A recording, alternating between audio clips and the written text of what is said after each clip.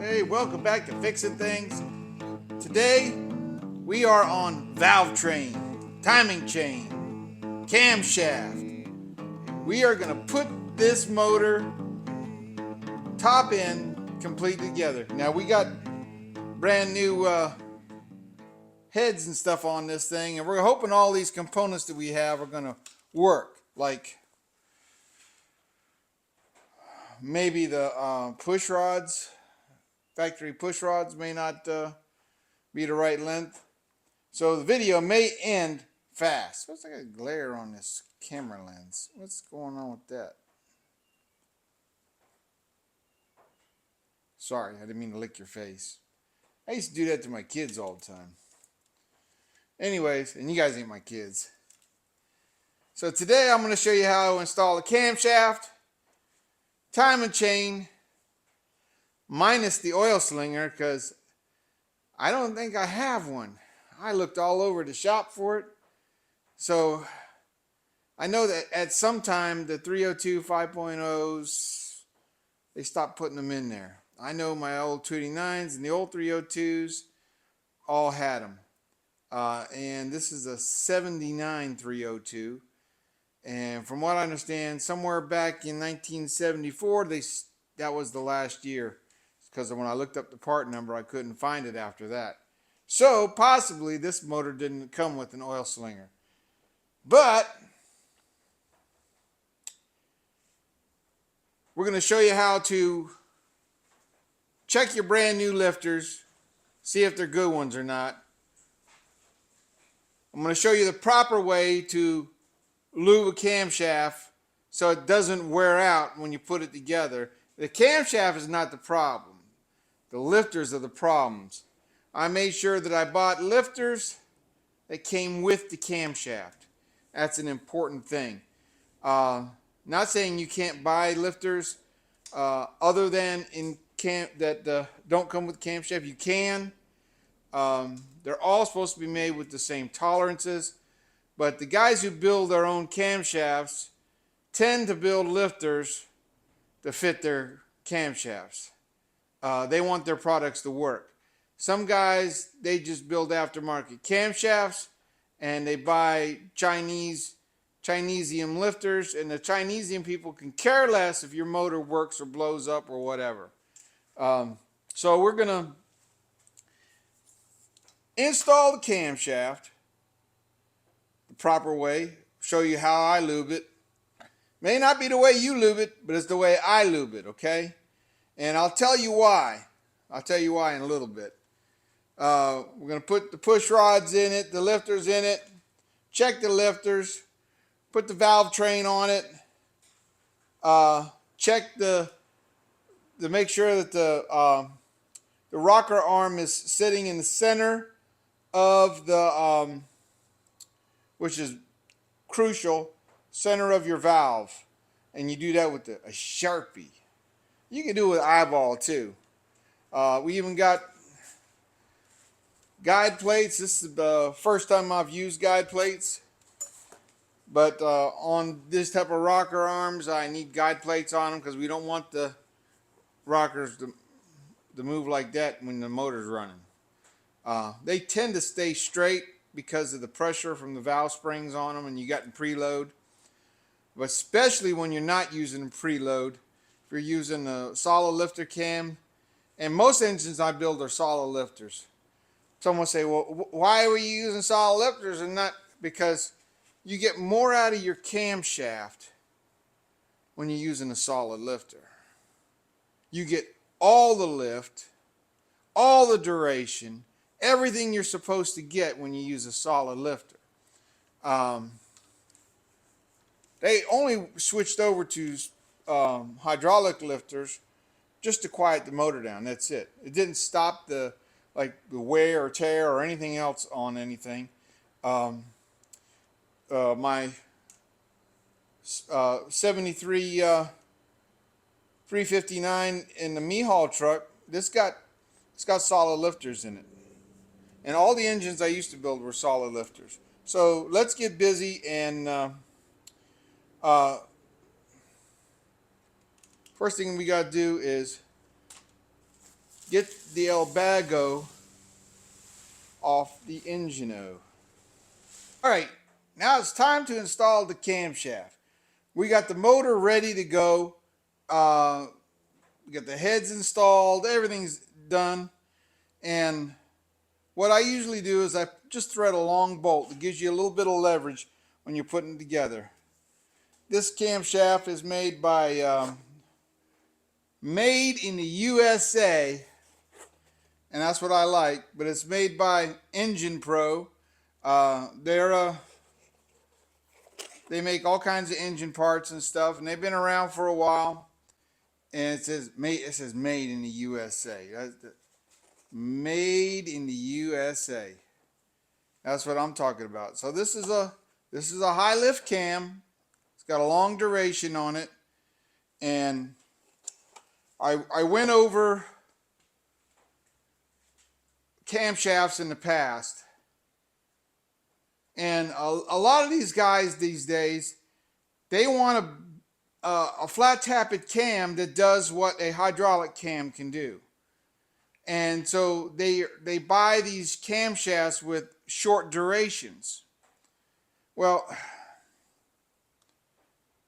when you're doing a flat tappet cam, you have to have a longer duration, because the lifter has to go over that thing, not so steep. It has to have a long duration going around. This is it is a high lift cam. It's a 525 lift, 302 duration camshaft. But we're going to go ahead and install this in. We already used driven inside the bearings, and we're going to put driven engine assembly grease on the bearings. But I'm only going to do it as we put it in. So let's put some on the first journal.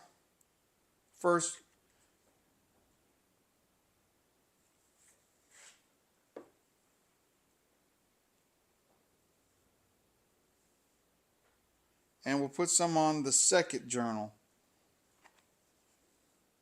Also, inspect your camshaft. Make sure there ain't no Mars in it. You may have to take some emery cloth to it. Your camshaft is hardened material. Your lifters are supposed to be hardened material too. Now let's put some lube on the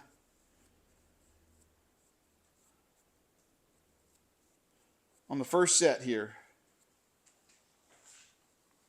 That's why I bought two.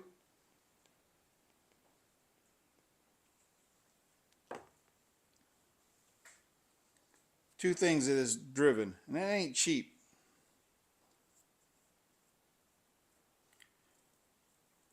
Now,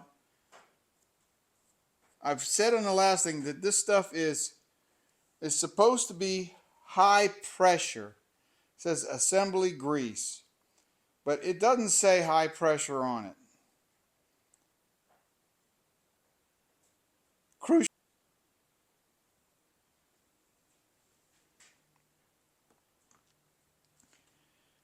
So there's one thing I know that is high pressure and high temp, and that's gear grease, axle bearing grease, bearing grease.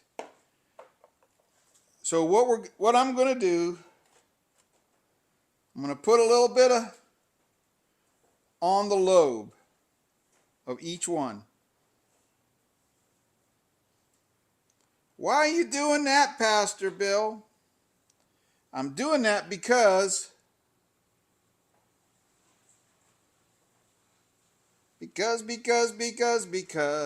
but not on the bearings, just on that. Because when we're doing all the valve lasher and we're rotating the engine over, we're scraping that stuff off. And axle grease is built not to come off.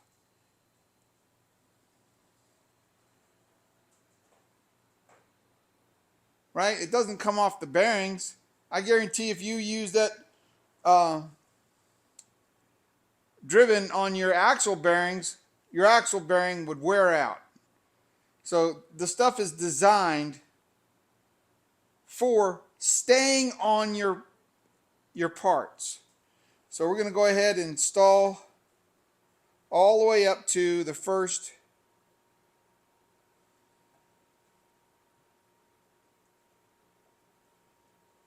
set.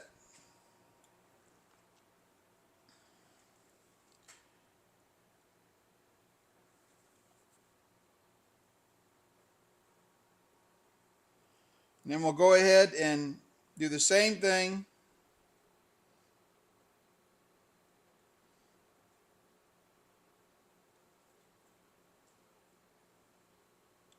I'm keeping one finger with the driven.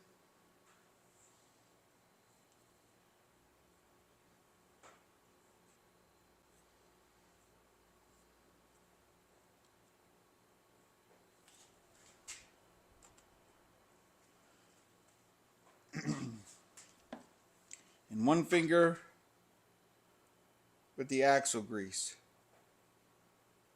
You can do it any way you want. The problem, I didn't do none of this stuff back in the past. The problem is the engine oils and everything that we have these days, the parts that we use are inferior compared to what we used back in the day. They are inferior. Now, I know there's some good machine shops and people make good quality parts out there. But it's cheaper to buy Chinesium stuff. All right, got that greased up. Got to be very careful.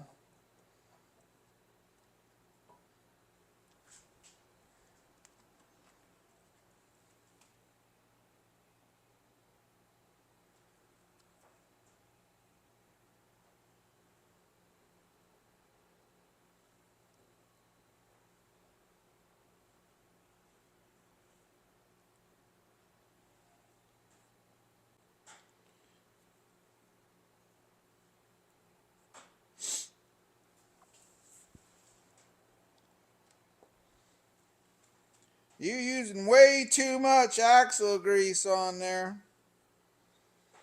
All we used back in the day, everybody used white lithium grease. I got a tube of it here somewhere.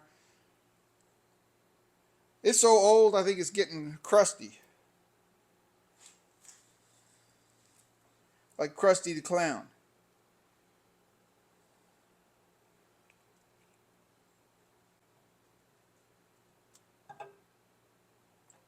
Gently put it in. Like I said, I do it one section at a time.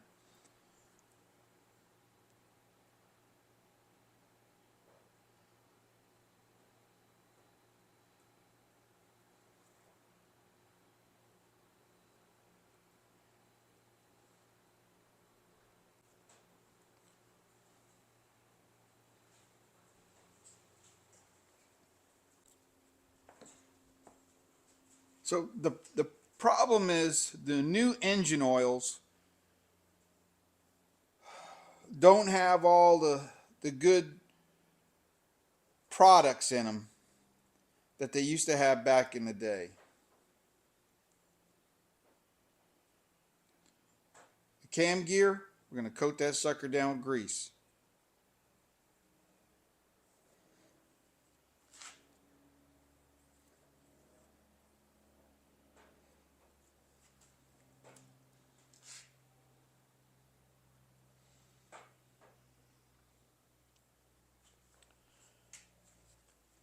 And you may not understand why. Why isn't the motor oil good enough? The engine oil, because of EPA regulations and everything else, and the design of the new engines are all roller camshafts and everything else. Roller cams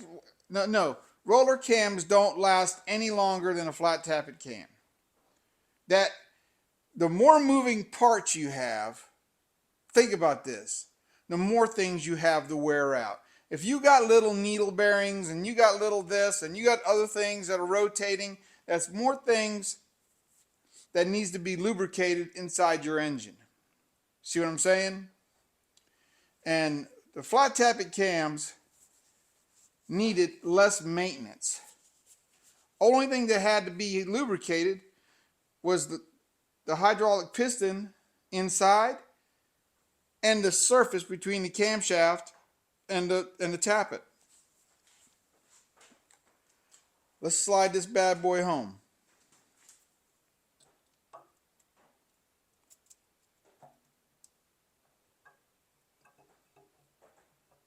Easy does it.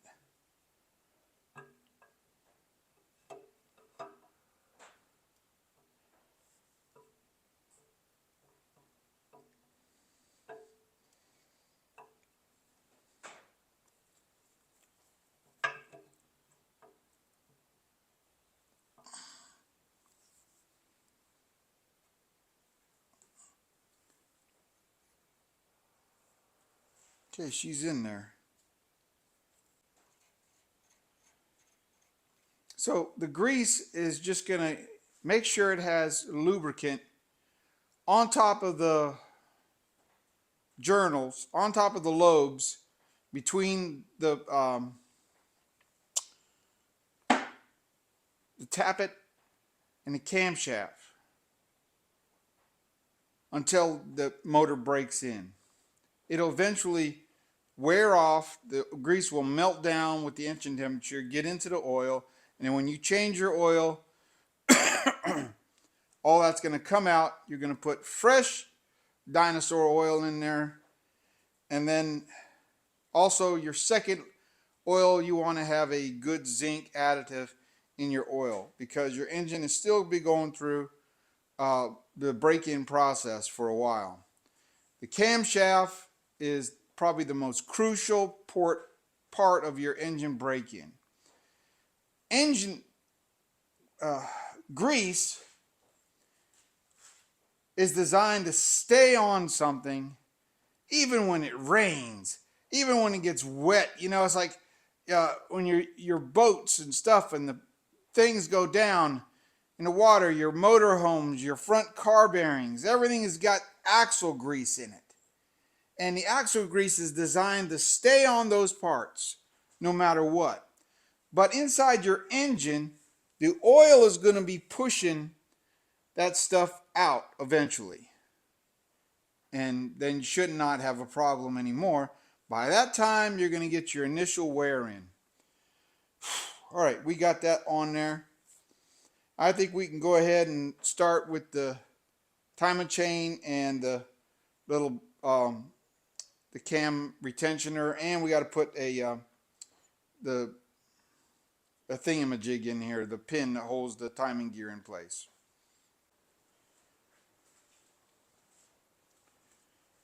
Next thing I want to install is the cam retainer, backing plate, whatever you want to say.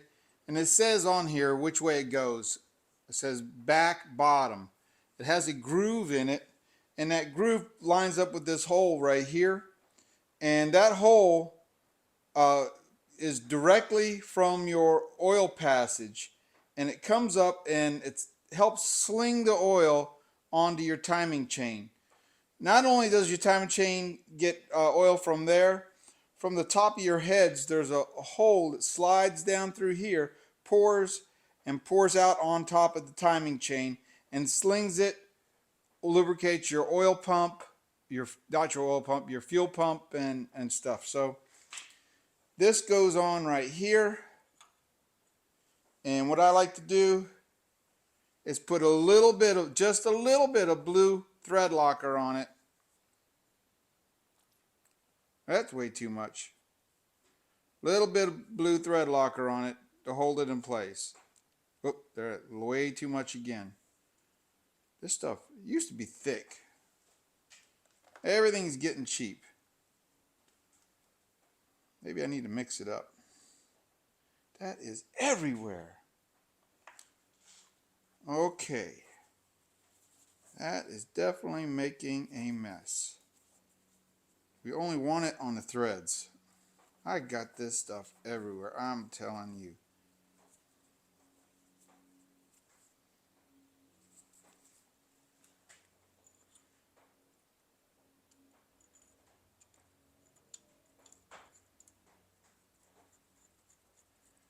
And this stuff isn't supposed to be like super tight, okay? It's just little dinky bolts.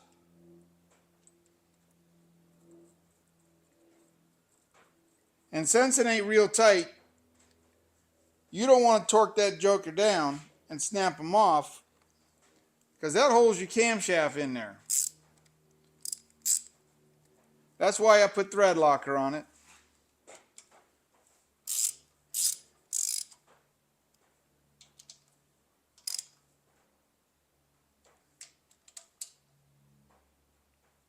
Click, click, good. Just snug them in real good. Let let let the thread locker lock it in there.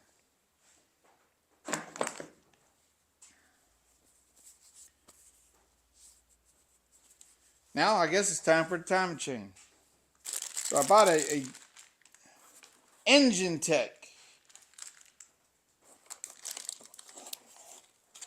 Not affiliated with none of these parts except Flashark. Flashark is my only engine parts that I'm affiliated with. These guys, just like the camshaft, they've been building parts for other companies for years. Made in America. So we're using a double roller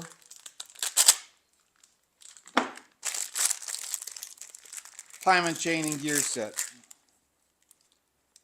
Really nice. All right, so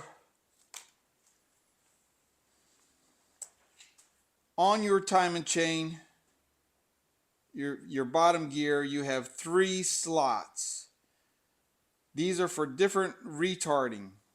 So since I'm not semi-retarded, we're just going to use the factory one, which is the one with the dot on it, okay?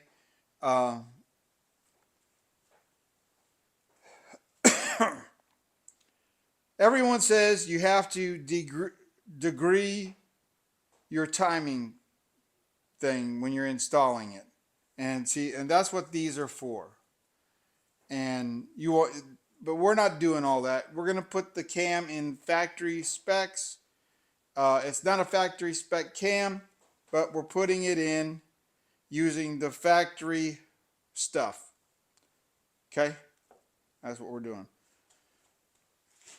Do you have to degree your camshaft? No.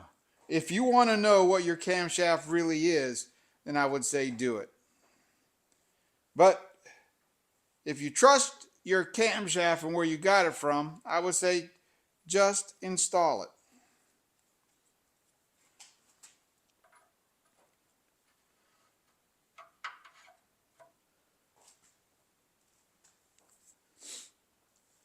Now you would think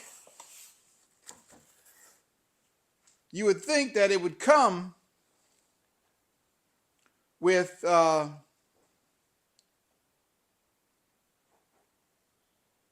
directions on what each one of those do. No, those are there for big time engine builders that know what the heck they're doing. I don't know that. You can make big power without changing it a half a degree this way and a half a degree that way. Like, you know better than the guys who made the camshaft. You know what I'm saying?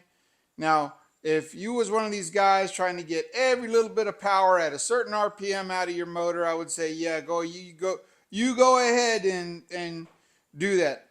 Okay, you do that. I'm going to trust the factory. That's what I'm going to do.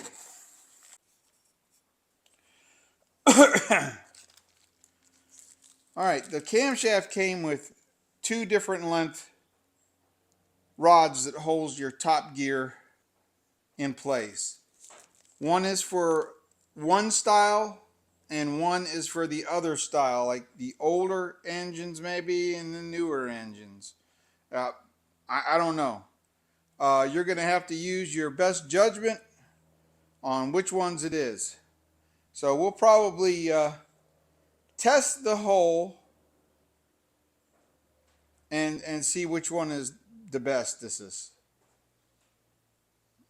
I'm pretty sure it's the long one on mine. I want to pull the long one out and we'll test it. If it ain't, we'll know because the thing won't go back in all the way. If it don't go in all the way, then you got the wrong one. Then you're going to have to take this piece back off, get your pair of Kleins. So that leaves me approximately 5/8 of an inch out. As long as that hole is 5/8 of an inch deep, dude, we're good.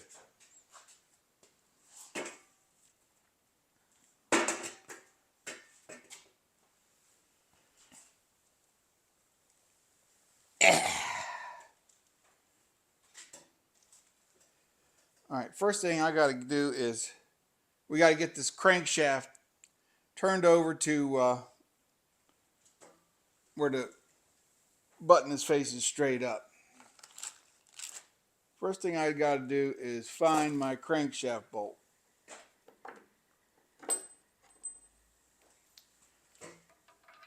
Second thing I got to do is put the crankshaft bolt in. All right, let's rotate the motor over.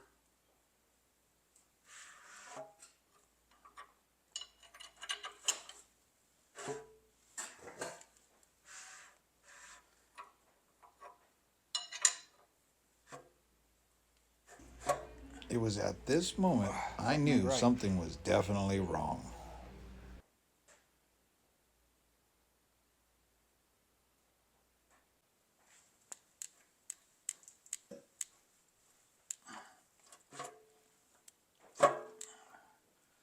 Something ain't right.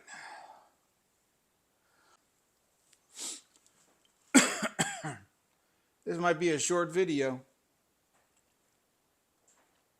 The motor was rotating good before we put the heads on. Let me try tightening up the stand and we'll rotate the motor back and forth. Oh man, oh man, oh man. I don't want to have to pull this motor apart. It was rotating good all by itself.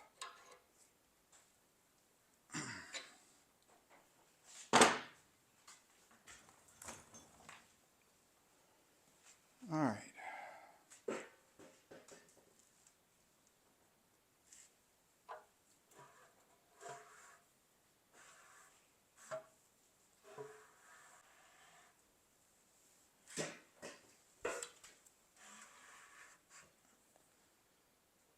That's what it is. It's that one spot.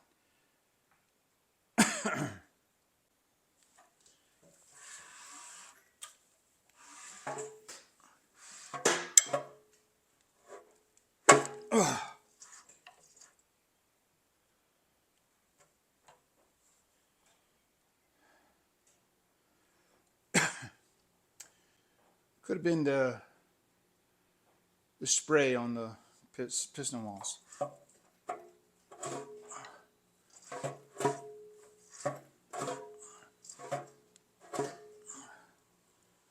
don't like it. Makes me want to pull it apart now and get new pistons.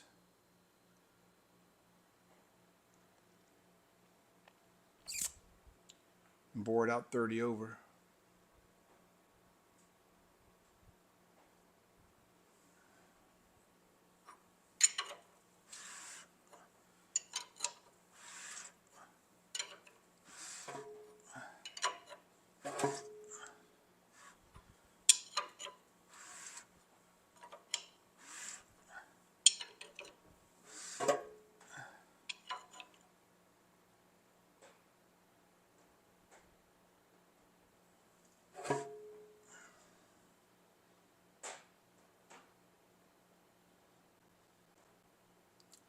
It's number 1 at top dead center. That's the one with the worst.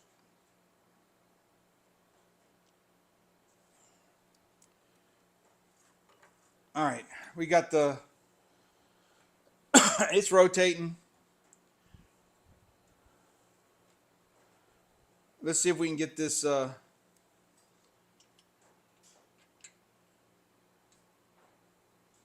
rod in the camshaft.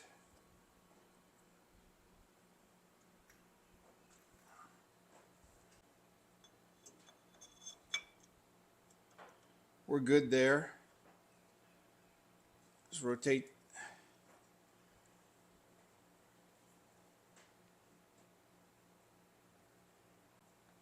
All right, so we got that, the long pin in.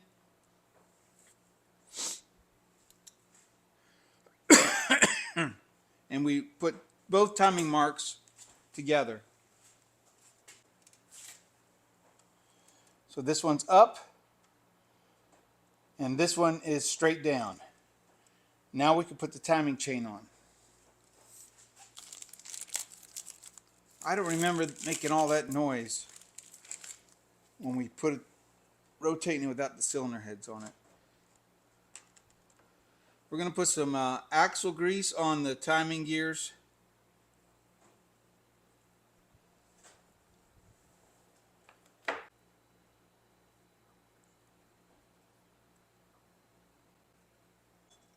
And we're also going to put it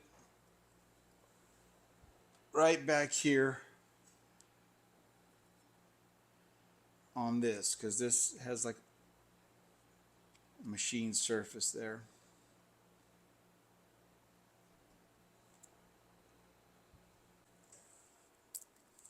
And get some on the chain too. Put it on the chain and we'll rotate the chain around.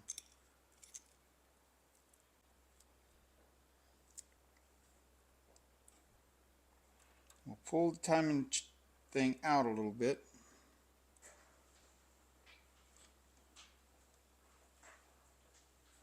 And we try to find the,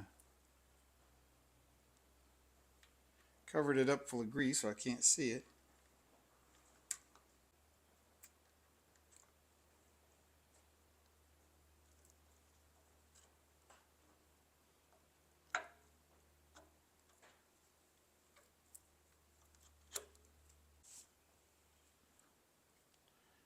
All right.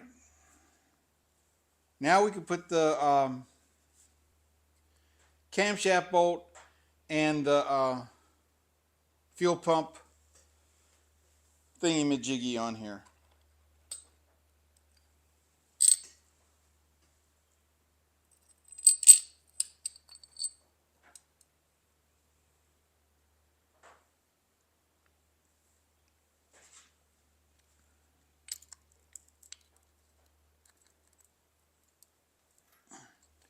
All right, so we do got to take it back out. The little tit right here needs to go in that hole. This is to be used without the oil pump, the fuel pump. Wouldn't you know it?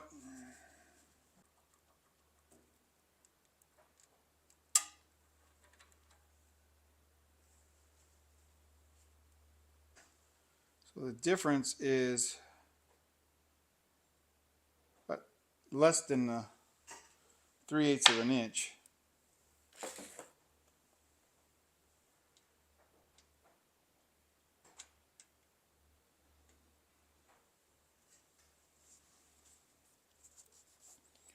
But it was enough to not let that fuel pump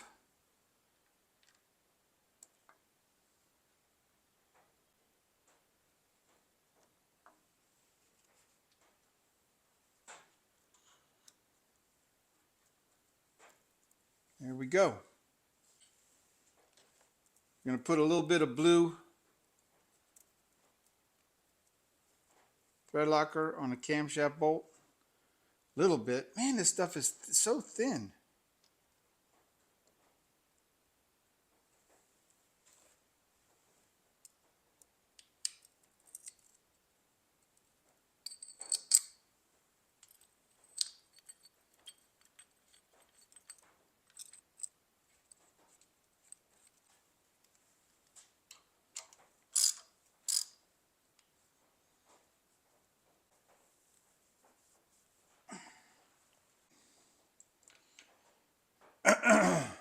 maybe a little bit tighter. Okay, good. Click, click.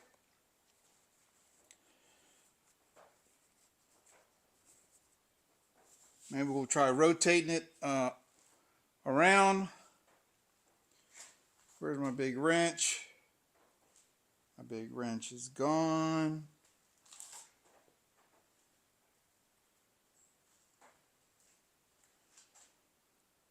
You guys are probably laughing at me. You probably can see it. I just had the big wrench on here. Here it is.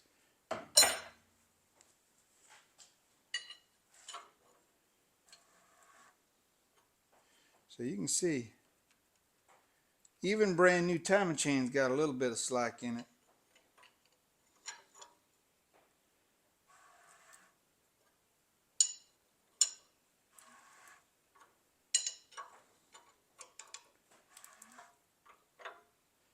And what we're going to do is we're going to rotate it till this dot now is at the very top.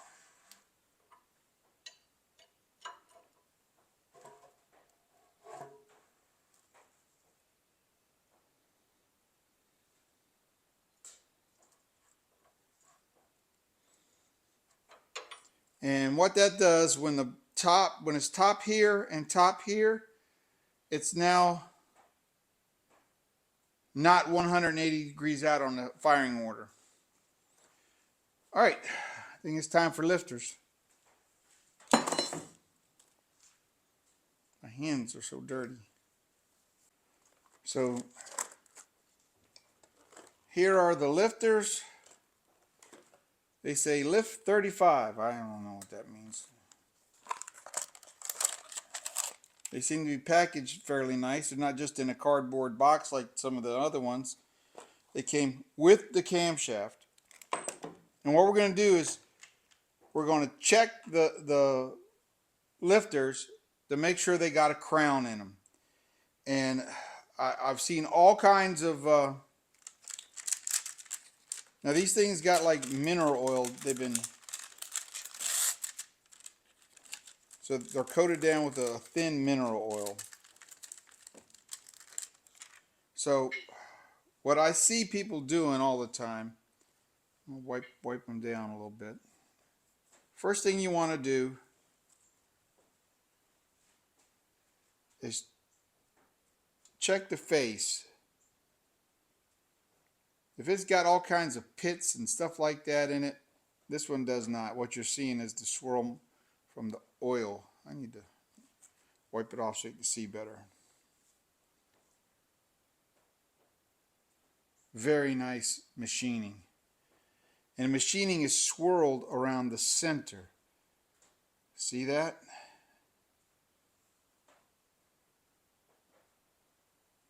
That's because these things got a bow to them. So I see guys, they do this. And if they rock, and they do, that means they do have it. But you want to put it on a flat machine surface. So use the side of your lifter. And see that? Just got a little bit of a rock in it. Yeah. That's how I know. It's only like anywhere from 1 to 3/1000ths of an inch. Barely any at all.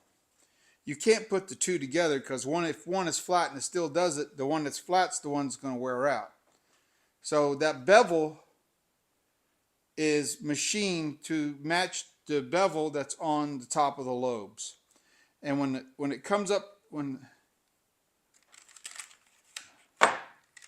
it comes up to the top of the lobe, when the lobe comes up to the top, it catches on that edge and swirls the lifter. So the lifter is always getting a smooth.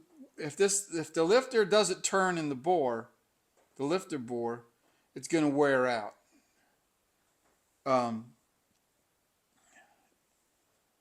If it doesn't have that bevel, it's going to wear out really fast. Really fast. So let's, I'm going to go ahead and check all these just like I checked that. And we're going to go ahead and install them. All right, we're going to take one lifter, lube it up a little bit. And what we're going to do is we're going to slide it in each hole and make sure it rotates.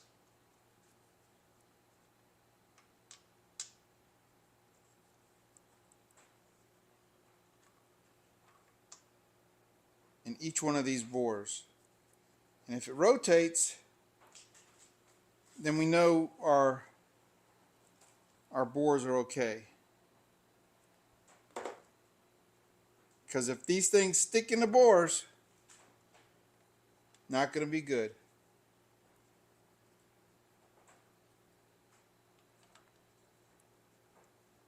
Rotating good.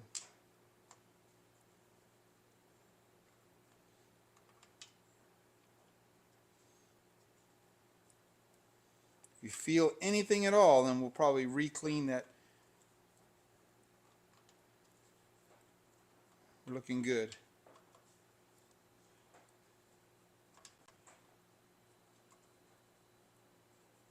I checked them all on this side already. All right, so we're going to take a little bit of 1540 and put a little bit on each one of these holes, and we're going to put a little bit of axle grease on the tip. And what did I do with the 1540 over there?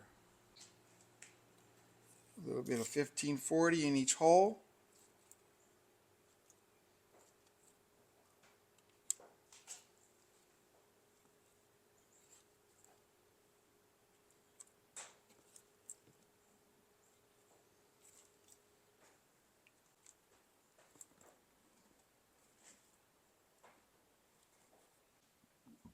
So we're going to take a little bit of axle grease and just on the tip, smear it on there.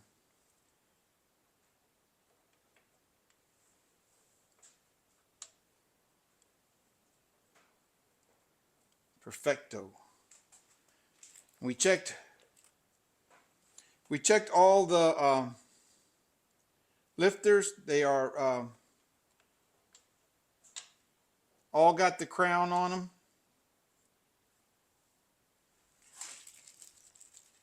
All the surfaces look real good.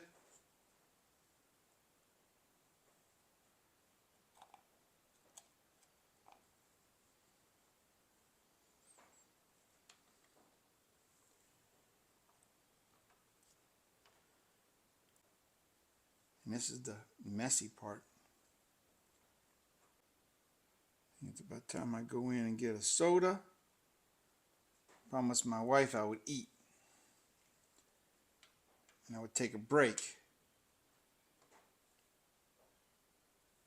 as soon as we get these lifters in. And then we're going to come back and do the valve train. The soul train.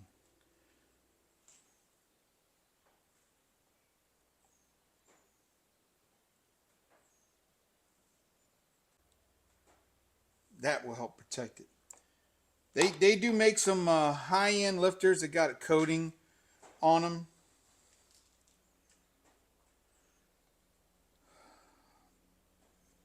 Crane Cam makes some, and a couple of the other companies make some. We never did that in the past. So obviously something has changed since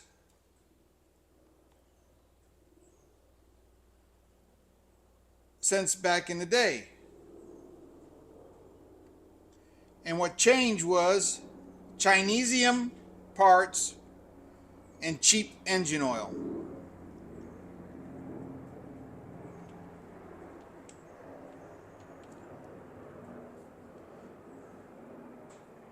It's just like old cylinder heads. Now with the new gasolines and the new motor oils, they have to have different valve guides and valve seats put in them. Because they don't want you to have nice stuff. Nice. Going in together, smooth. Almost time for a peanut butter and jelly sandwich. That's all I know.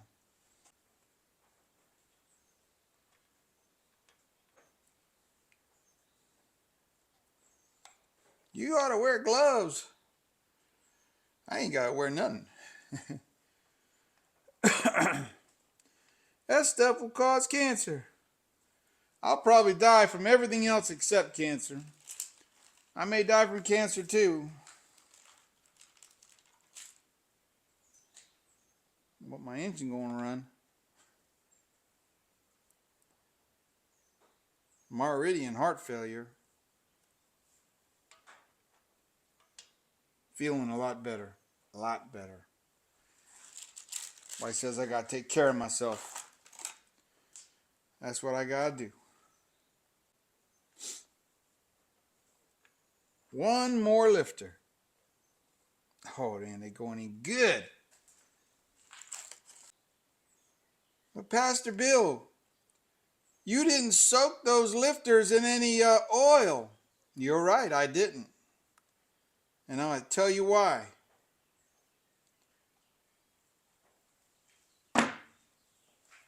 The reason being that I did not soak these lifters in oil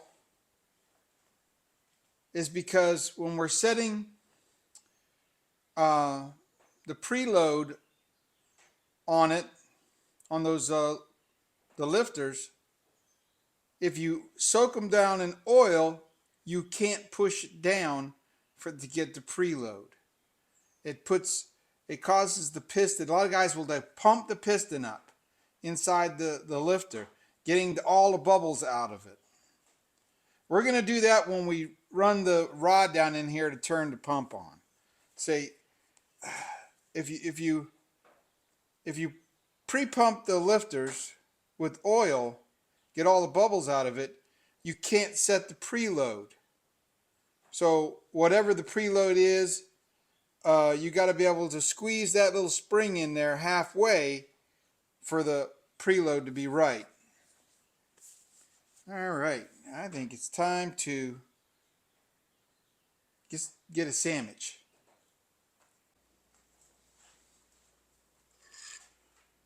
All right, I put a guide plate on here and slapped a few push rods in here. And here's one of the roller rockers that's going to be installed. These are off of a older. These are pre-installed on another car. But what we want to do is check the riding on the. There's a couple ways you can do it. You can put them on, and then torque down the. Get your preload set on one cylinder. Rotate the engine over, and see where the rub marks are. Or you can use the eyeball method, and that's what we're going to use today, the eyeball method. So this is the number 5 cylinder, and on the number 5 cylinder, we have one of the push rods in the up position and another push rod in the down position. And what we're going to do is look at the riding on it. So let's move you to a location where you can see. All right, so here we're looking at the exhaust valve. It's all the way in the up position. And if the push rod was a little bit longer, it would be rotating over more. Now the intake valve, or the intake lobe on the cam, is in the down position. And rotate the camera up a little bit. And the intake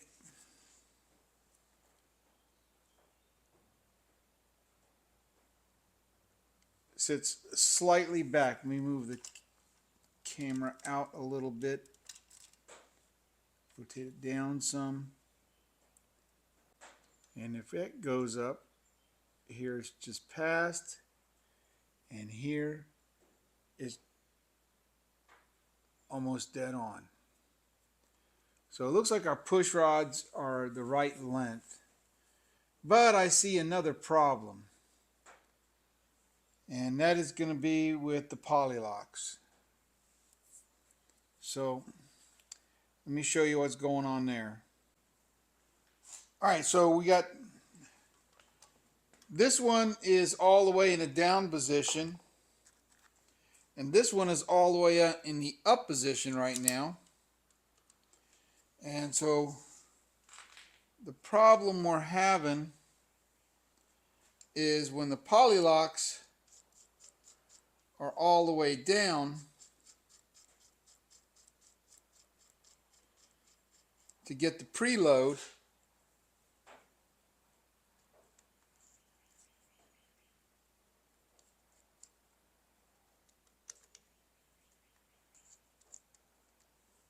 I can't get an adjustment because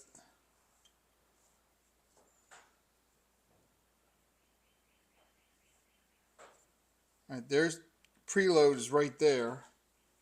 Now I can't get the set screw in on the polylock. So my shaft, the rocker arm shafts, these guys are too long. So we're going to have to cut approximately a ½ inch out of these, whatever this measurement is here. So we got to cut a ½ inch out of these to make that work. So I guess that's what we'll do next. Because we can't do any adjustments on these things. I can't lock them down. We can't put them all in until we get all those right.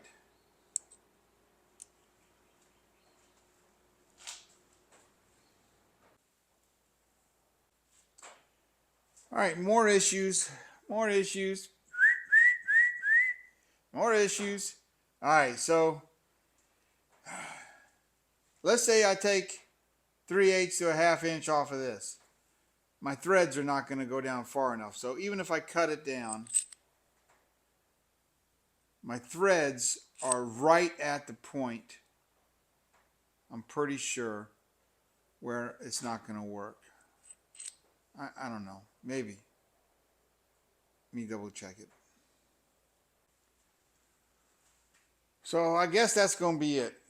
Definitely I run out of threads. So even if I cut the top of the bolt off with the die grinder, it's not going to go down far enough to get the preload because it runs out of threads. So I got to get new rocker shaft studs, shorter than the ones I bought. Also, the number 1 cylinder I think is bad. The rings are binding as it's getting close to the top of the bore. So the option would be to dismantle the motor and get the block maybe taken to the machine shop, getting it bored out 30 over, and getting some new pistons. If I do that, maybe I'll go with a little bit of higher compression, maybe we'll do a stroker motor. It won't be a budget build then, will it? I don't want to spend a lot of money. I'm thinking maybe we'll take the motor down, disassemble it before we start it up and ruin all the head gaskets and bolts and bearings and everything. And I'll order the new rocker studs. And I'll do some research tonight. And we may take this block down to a machine shop and get it bored out. That would be the correct thing to do. If I do that, we'll probably get the crank also turned. I'll make some phone calls, and man, that's such a lot of work. Such a lot of work. Or maybe I can find a motor that is already like a short block. Maybe we can find a short block. Maybe we can find something. I like this. I want to definitely. We're going to be using this camshaft, these heads. If we get it bored out, we can get a little bit more in the compression ratio. We can get the crank turned. Hey, it's best that we catch these things now. I was hoping to make this video about adjusting the preload and doing the valve train and maybe even dropping the motor down in there, but I can't drop the motor down in there. Take it to the machine shop. So she's real close to top dead center right now.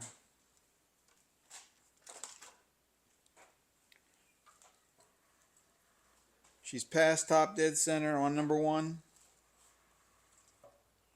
Right there. Now she goes over.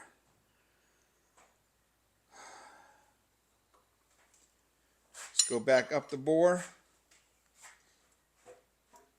Hear it? Catching. I mean, it goes through it. But it shouldn't do that. All the other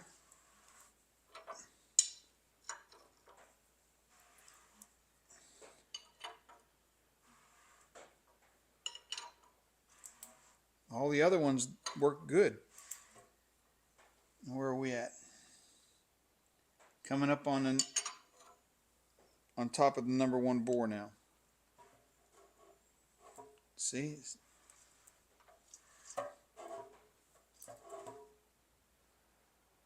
It's only when the number 1 piston comes up. That was the cylinder. That was the cylinder that was had a lot of scoring in it, and the ridge at the top of the bore was pretty bad.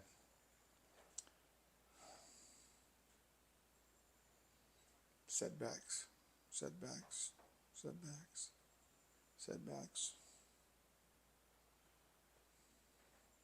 Thing is, if we pull the head gaskets off now, since it ain't run, we can save the head gaskets.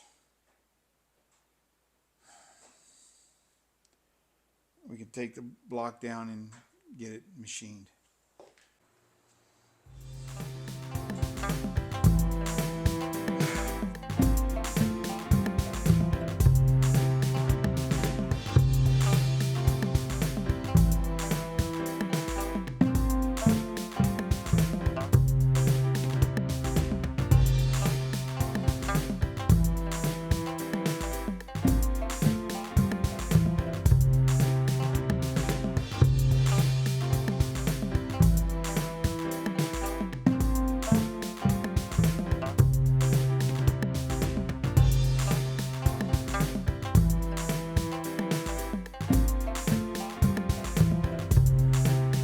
Let's see if we can find out where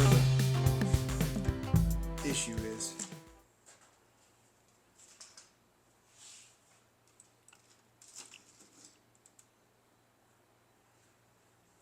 Now we got the cylinder heads off it.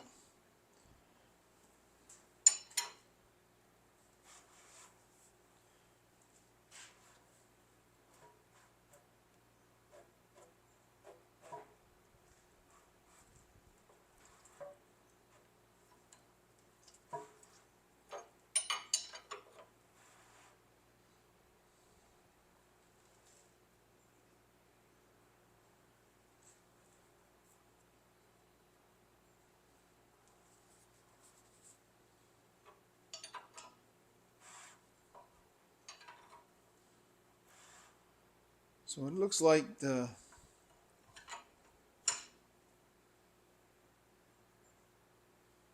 that when this piston, number one, is up in the top,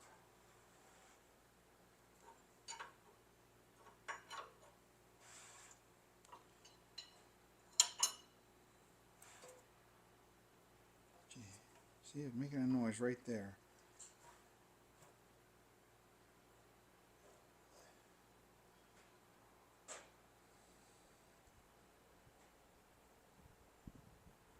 Number 6 and number 1 is at top dead center at the same time.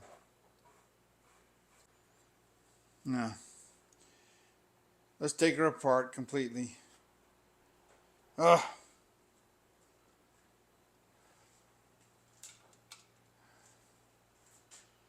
I can't risk starting it and then have ring failure. It's I got too much time and money tied up into it.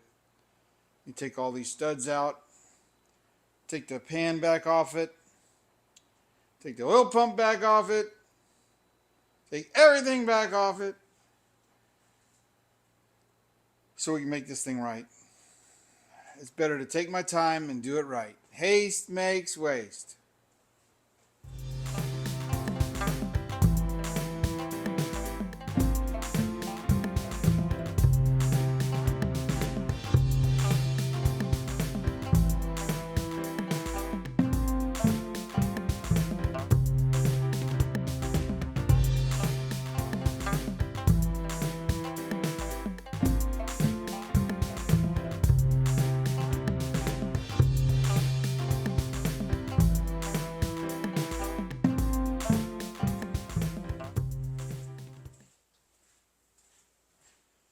All right, we got all the pistons back out.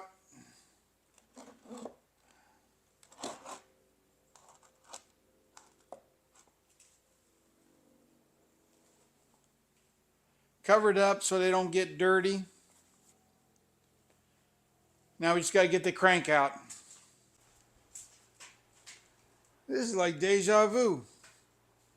Come on, get out of there.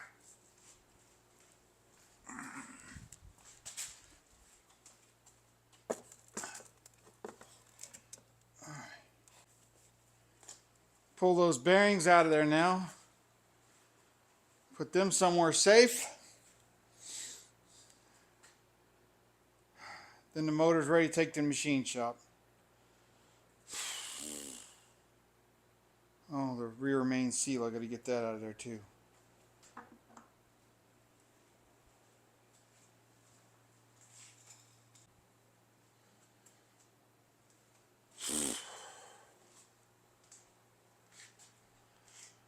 Heartbreaking. Get it so close, and you have to disassemble it. But it's for the best. We know we got to get the... I could probably try to just hone the heck out of those cylinders, and it would probably run, and take a ridge reamer to the top of the bores.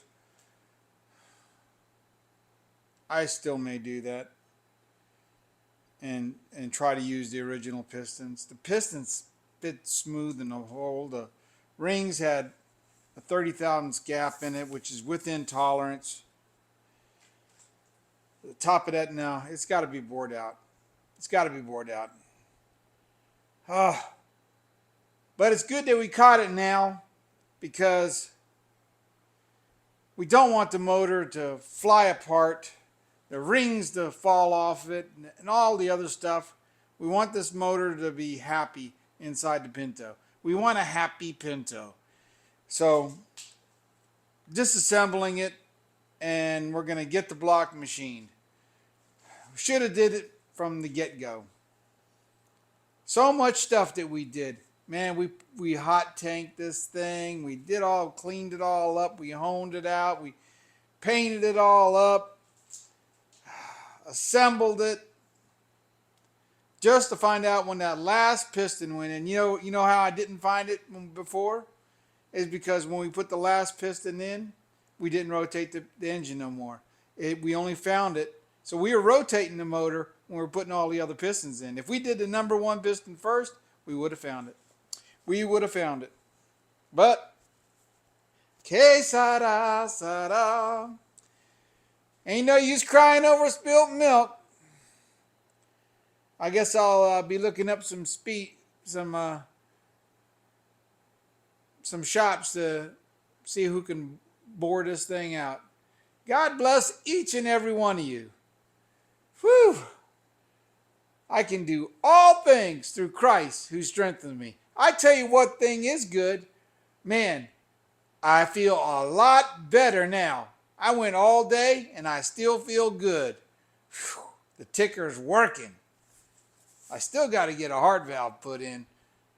Just like this block. This block needs a new heart valve put in it. God bless you. I'll see you on the next fixing. Putting the motor together things. Oh, God bless you. Fixing things with Pastor Bill. Kinda.